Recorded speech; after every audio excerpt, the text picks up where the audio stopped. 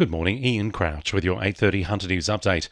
Hunter beekeepers have received some welcome news more than 6 months since the deadly varroa mite was detected in the region. The state government has announced properties in the New South Wales General Emergency Blue Zone have been declared mite-free, following unanimous agreement reached by all states and territories across Australia.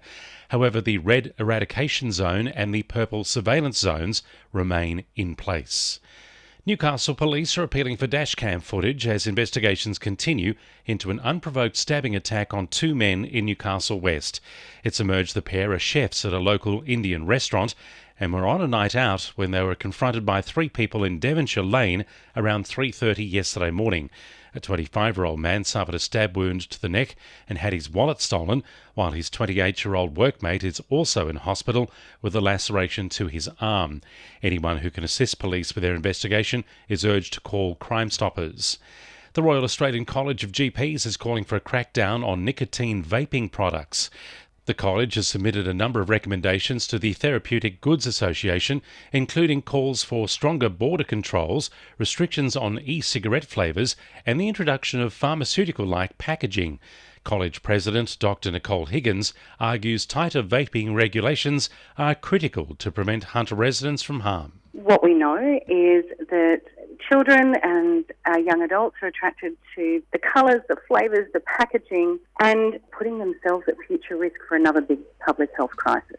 Police in Port Stephens are cracking down on unregistered trail bikes following complaints from residents around Tanilba Bay in recent months.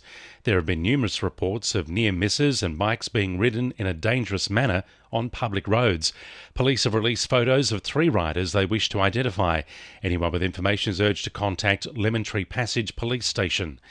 The Electric Vehicle Council says work is progressing to install high-powered public charging stations following long queues of motorists looking to recharge their vehicles at Hunter towns on the Pacific Highway over the Christmas-New Year break.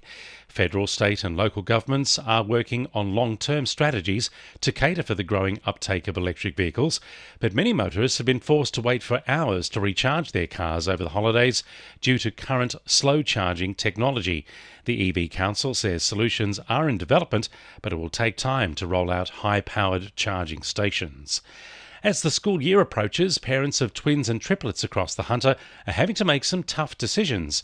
Many schools across the region have adopted strict policies dictating whether siblings can remain in the same classroom.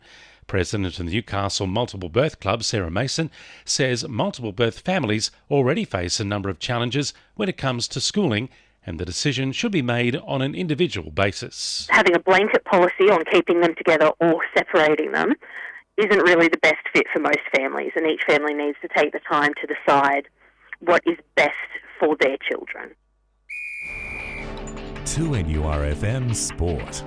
Newcastle training legend Paul Perry has scored the biggest Magic Millions win of his career after taking out the $1 million Sub-Zero on the Gold Coast yesterday. 5-year-old gelding Skylab came from near last to take the lead with 200 metres remaining while carrying a top weight of 60 kilos.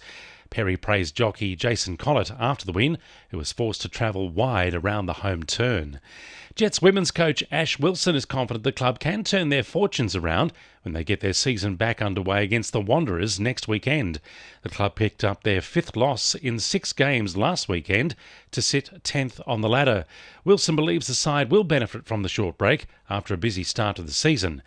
Newcastle cricketer Kirsten Smith and the New South Wales Bushbreakers are looking to take out their maiden Australian Country Championship title when they face Adelaide later today. And Maryland Greyhound trainer Stephen Atkins is hoping for a strong performance from Brindle Bounty at the 1-2 wins final at the Gardens tonight. And the winning numbers in Powerball are 3, 19, 21, 30, 32, 34 and 35, and the Powerball is 1. And now you're up to date with the latest 2NURFM Hunter News.